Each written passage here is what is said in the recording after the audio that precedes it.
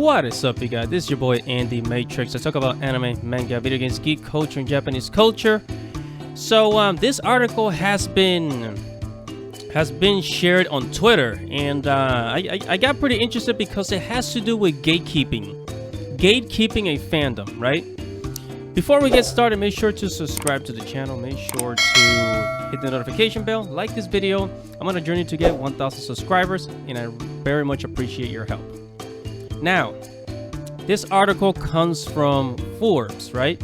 Forbes.com, written by Ali Barter, and it says fans aren't gatekeeping anything.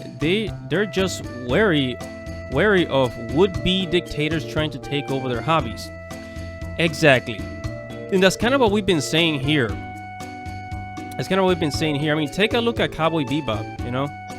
If you go to Netflix. So if we go to Netflix, Cowboy Bebop is a perfect example of what, you know, people who don't really care about anime and just want to push their ideas onto anime or quote-unquote fix other people's art. This is what we end up with, the Netflix Cowboy Bebop. So let's go ahead and read through what this guy has to say. And I'm not going to read the entire article, but basically the main points that he says here. So he says, according to Merriam-Webster, a gatekeeper is either someone who tends or guards a gate or a person who controls access to something. The accusation in this instance obviously applies to the latter. And he's right. I mean, anime fans, video game fans, comic book fans, they're not gatekeeping anything. Okay? There's people that come into the, you know, there's authorities, let's just say, they come into the comic book industry and they push their ideologies and politics in, and then they mess it up, right? He then goes on to say, regardless, fans are incapable of controlling access to their hobbies. But before I get to that, there's a bit of a fandom history lesson. And he's right. You cannot, let's say video games. You cannot, if you're a fan of video games, you collect video games, you have no control over who has access to that. You do not control access to your hobbies. Nobody controls anime except, you know, the big monopolies like, you know, Sony and all the other like big companies that own anime. But anime is a hobby. You are not gatekeeping anime. You're not preventing anybody from getting into anime. Do you understand? And he makes a good example of this.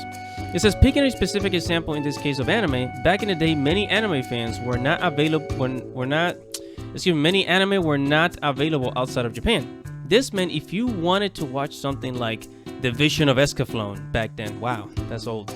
You joined an anime club, attended its meetings, and acquired fan sub versions of the anime in VHS tapes. Holy smoke. He's on the money with that one. Yeah, that's exactly it. That back then there was actual gatekeeping, but now there isn't. He then goes on to say, this meant people in charge of said anime club could actually gatekeep when it came to a fan's access to anime. Right? And then he goes on to say, put simply, if you are a current anime fan, then there is no one gatekeeping you from acquiring various anime works and enjoying them as a hobby. You don't need to befriend the higher ups in an anime club. You can just buy it and watch it whenever and wherever you want. Exactly. So who's stopping you from watching anime on Netflix, Crunchyroll, High Dive, whatever other network? You know, who's stopping you? Who's gatekeeping anime? Anime Gate. Who's gatekeeping video games? Who's gatekeeping comic books? As a matter of fact, there's people coming into comic books and anime, pushing their own, you know, Western beliefs and fucking it up. That's what's happening.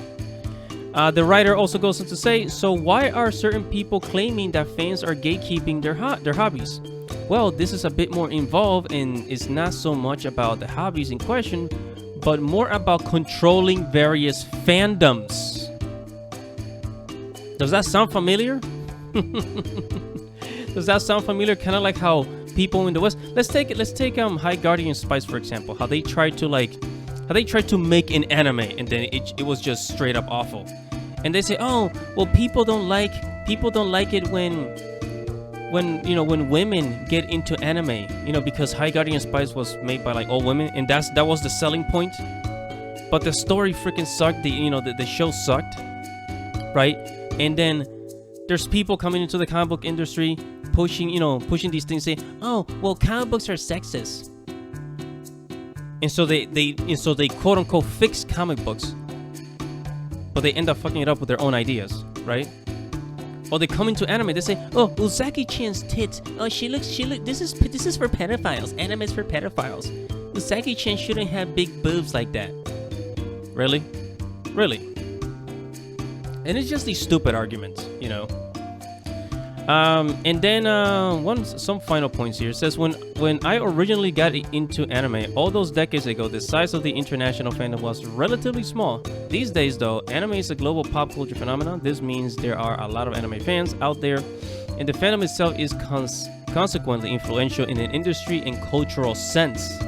Yeah, it's all over the place. I'm sorry, who's gatekeeping it? Who's gatekeeping anime? Says, so the accusations of gatekeeping are being used to leverage access to effectively run each fandom and acquire power as a result.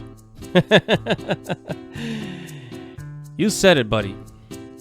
That this is why there are a great deal of pushback from the fans on this, not because they want to stop people from watching anime or enjoying other hobbies, but to make sure these hobbies remain open to all and not descend into some kind of dictatorship. And that's exactly what's happening. What happened with comic books, the reason why it went down, dictatorship. They came in and said, oh, this is wrong about comic books, we're gonna do it our way and we're gonna change everything. This is wrong about superheroes, this is wrong about the movie industry, we're gonna come in and we're gonna change everything. And they end up messing it up. Same thing with anime. Now they're trying to come into anime. Oh, this is wrong about anime. Oh, big boobs, no, they shouldn't have big boobs. Yeah. Right? You've seen people on Twitter trying to fix other people's artwork? I'm sure you have.